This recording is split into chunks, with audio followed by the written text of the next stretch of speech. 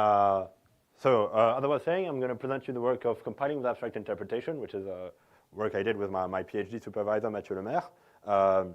And so what we mean by compiling with abstract interpretation is both using an abstract interpretation framework to perform compilation and then using that compilation result to improve the analysis performed by abstract interpretation. You see, we have this interplay between program analysis and transformations where they can be mutually beneficial. Some transformations help make programs easier to analyze. So a very small example, if you rewrite an expression e plus e into 2 times e, then it becomes easier to prove that e is even. But on the other hand, prior analysis is necessary for some program transformation. A good example is dead code elimination. If you want to remove a code that is never executed, then you need to prove that that code is indeed never executed. And so abstract interpretation comes in here because it's a good framework to combine multiple analysis together and combine them in such a way that they collaborate and they get more precision than they would have if they were executed sequentially. And so the question we were asking is, could you also do transformations with abstract interpretation and so have this benefit directly into an abstract interpretation instead of requiring prior transformations before your analysis? And so the key ideas of our paper, first of all, was to use some free algebra domains, which are just term domains, which encode each of our domain constructors with a domain functions with a different constructor. And using these, it's actually fairly easy to generate a new program as a result of an abstract interpretation analysis. The next step is what we call domain functors, which are just functions that take in a domain and yield a new slightly modified domain. And these can very easily encode small compilation passes. And what we noticed is that soundness and completeness of these functors is related to forward and backward simulations between the source and generated program. And finally, we focused more closely to compilation to an SSI form because, well, SSA appeared in compilation as an intermediate representation because it's fairly easy to analyze and transform. And using SSA, we were in fact able to get fairly simple non-relational domains which were nonetheless more precise than what you'd have before compilation. So before presenting the free algebra domains, I'll quickly explain how our abstract interpretation framework works. So the idea is here you have a very small example program, which is just represented as a control flow graph. And then you have 2 types of edges on this graph. You have assignment edges, which change the value of a variable, and you have conditional edges, which are only taken if a guard is true. And so the concrete state of your program is, well, here we just have 3 variables, so it's the numeric state of the 3 variables and the current control flow point you are at. In abstract interpretation, what we want is an abstract state. So for example, a classical abstract domain is to, instead of having an exact numeric value for each variable, you have an interval of possible values. But really, from the abstract interpreter, this state can be opaque. So it's just going to be an opaque type for us. And to perform the analysis, what we need? Well, we need an entry point, which is the abstraction of the state at the start of the program. And then after taking an edge, we need to be able to refine the state. So this is the role of the apply function.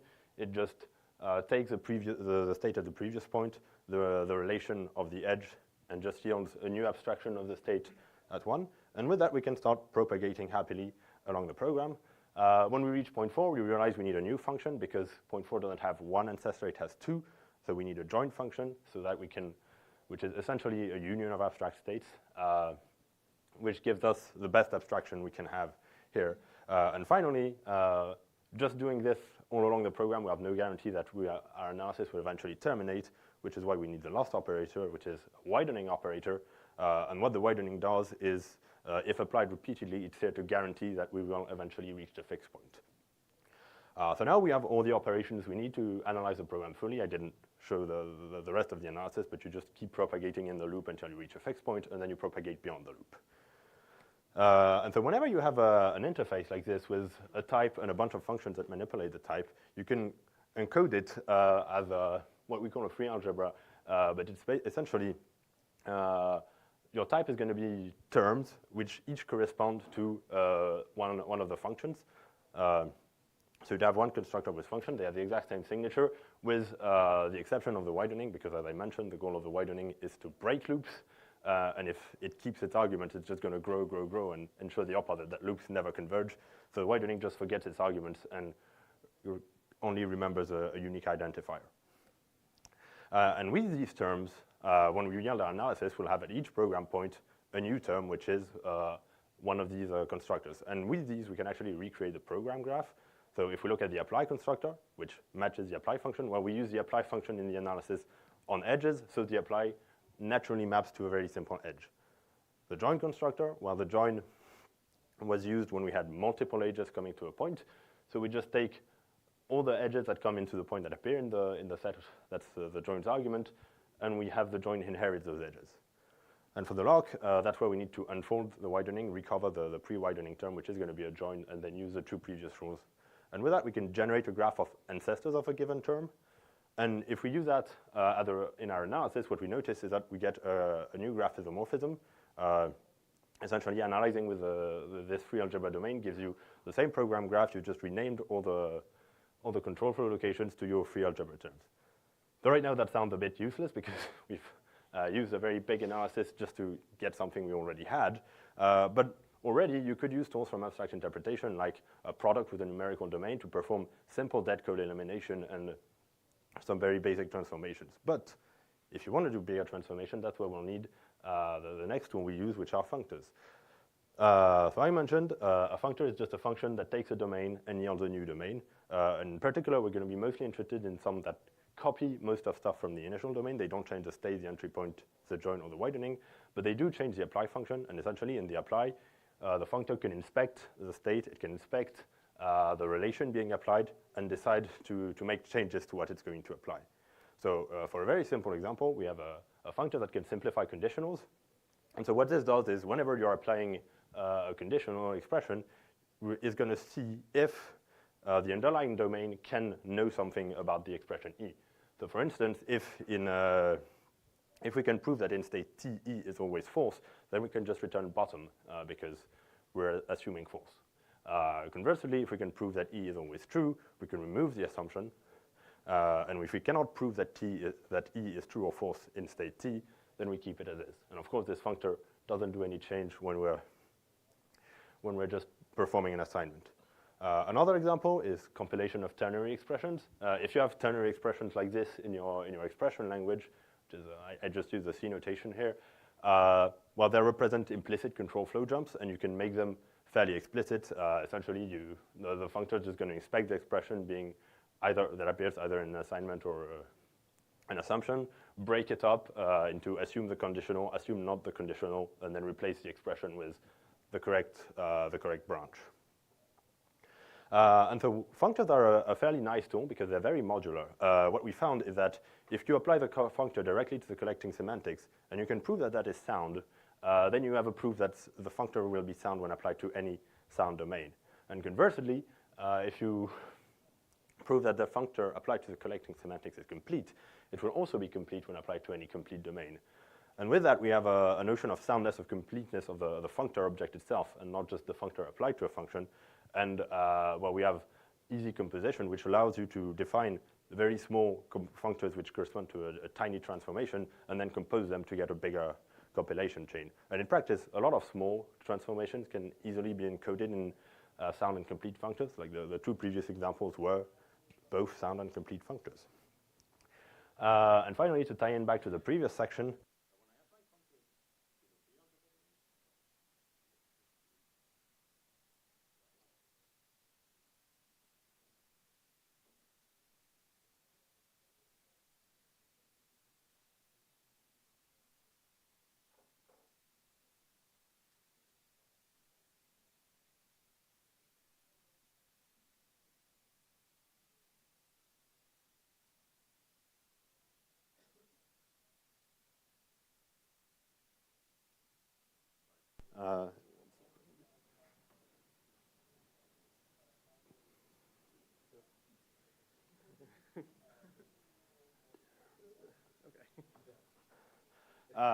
so as I was saying, when you apply functors directly to the free algebra domain, what we'll notice is that the soundness of a functor implies a forward simulation, that is, that all traces of the initial program will also be traces of the target program, the program that's generated by the free algebra domain. And conversely, functor completeness implies a backward simulation, meaning the traces of the target are all traces of the source.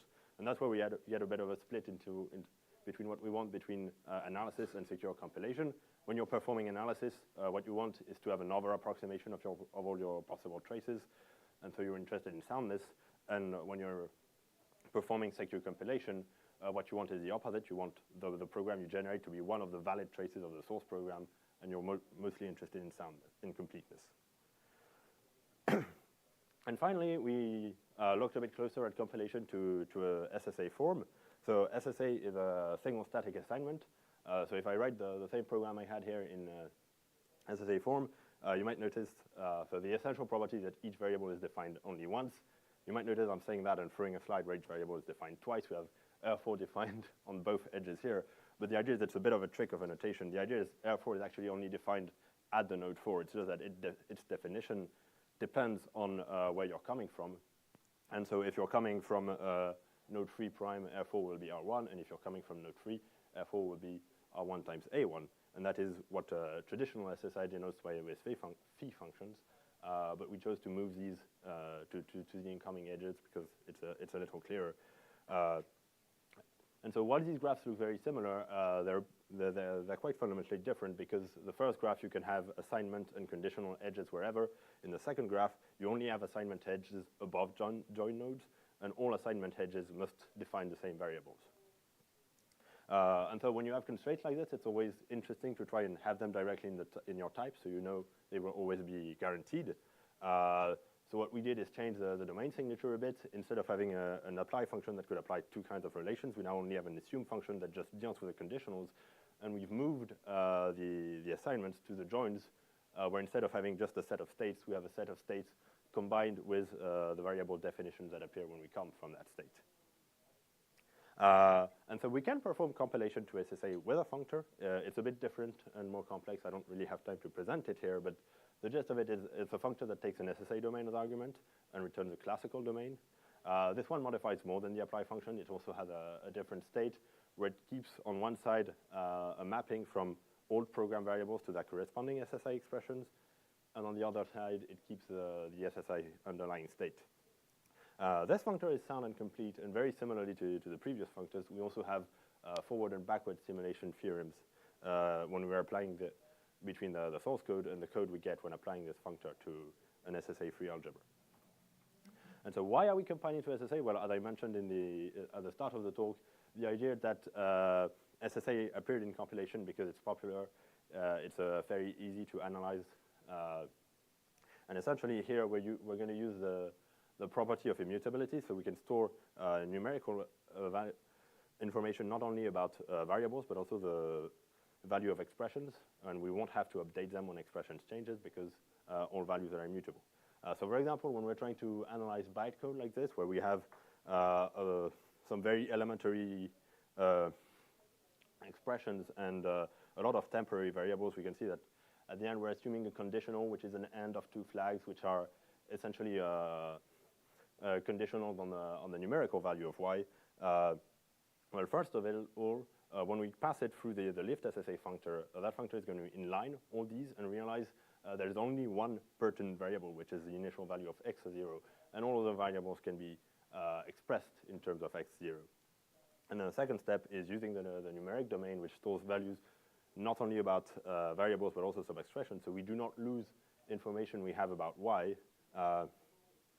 simply because it cannot be represented only about x. You can also store variables about these sub-expressions. And so what we found is that with this tool, compiling to SSA and then doing this numerical analysis, we could analyze bytecode with essentially the same precision as source code, which means that our analysis, while being completely non-relational, isn't affected by the fact that I can take an expression, breaking it up into small chunks with lots of temporary variables, and then perform them one at a time. So it's successfully able to recover context that is often lost in compilation.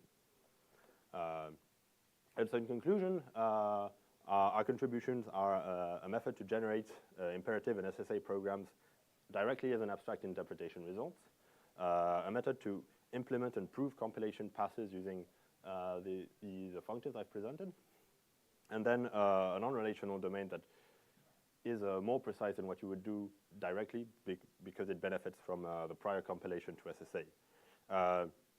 So all this work was implemented as part of an OCaml library, which is a codec library, which we recently were able to open source. And if I talk briefly about the limits of our approach,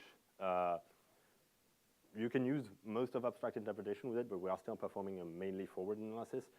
So you could combine it with lots of different forward analysis, but you'd have significant, well, you'd have much more trouble performing backwards analysis like liveness with this framework. With that, I can thank you all for your attention, and I'm glad you take any questions. Great, thank you very much. If we have any questions, we have time for a couple of quick questions if anyone would like to move to the mic. I'm not seeing any question movement. Oh, we've got one over here, great.